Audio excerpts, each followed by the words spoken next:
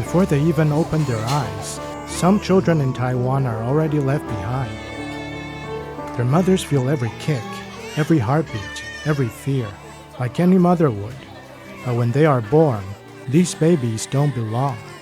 No legal status, no health insurance, no safety net. They grow up unseen and unsupported.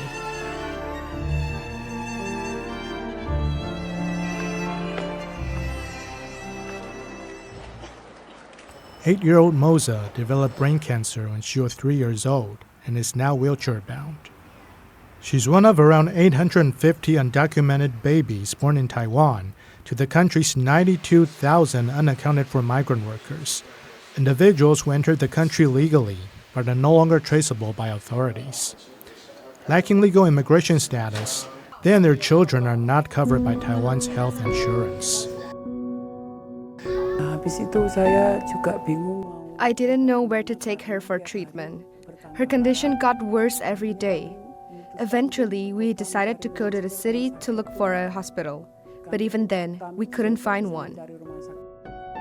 Yuli said no hospital would treat Moza despite the government's pledge to provide health care to all children in need. Harmony Home Taiwan, the NGO that looks after Moza, said while she's now healthy after multiple surgeries and a long course of chemotherapy, her medical bills exceeded $75,000. Harmony Home was only able to settle the costs after Moza was granted national health insurance, a rare exception made because of the severity of her illness.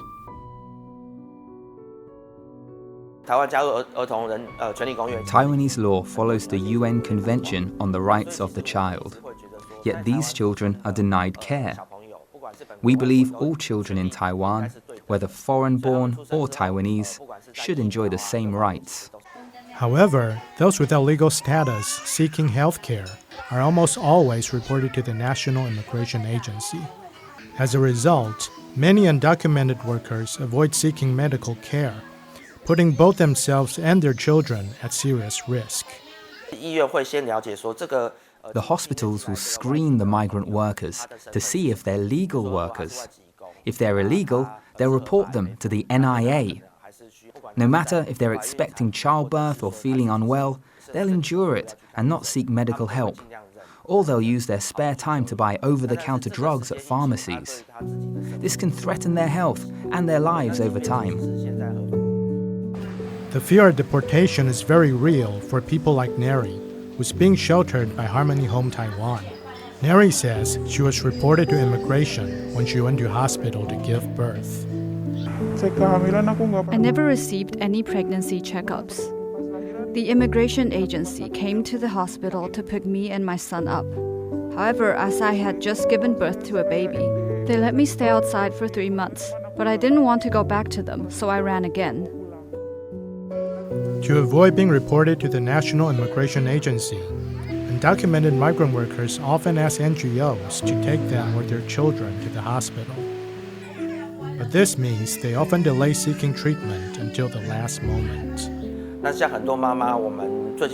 Recently, some mothers sought our help just before giving birth. We weren't prepared for situations like their water breaking suddenly and needing to be rushed to the hospital. It's extremely risky, especially since they often go without regular prenatal checkups. Banga, nearly 8 months pregnant, is one of those mothers. Facing countless hardships, Banga had only one hospital visit when she tried to have an abortion. Now, she hopes to give birth and find work in Taiwan, but worries about the future. Because my pregnancy is already quite far along, and I still don't know whether my baby is a boy or a girl. I really want to find out and check the baby's health.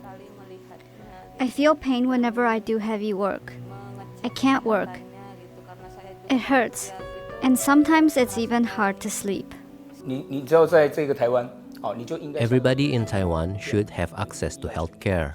Let me cite the example of California. No public hospitals there have the right to reject patients who cross the border from Mexico. It's the same idea. Lu refused to give a straight answer when asked whether reporting these vulnerable individuals to immigration enforcement was government policy.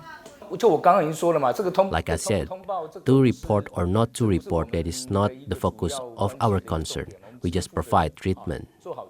To create a healthcare environment free of fear for migrant workers and their babies, Guo Likai suggests extending national health insurance coverage to undocumented migrant infants.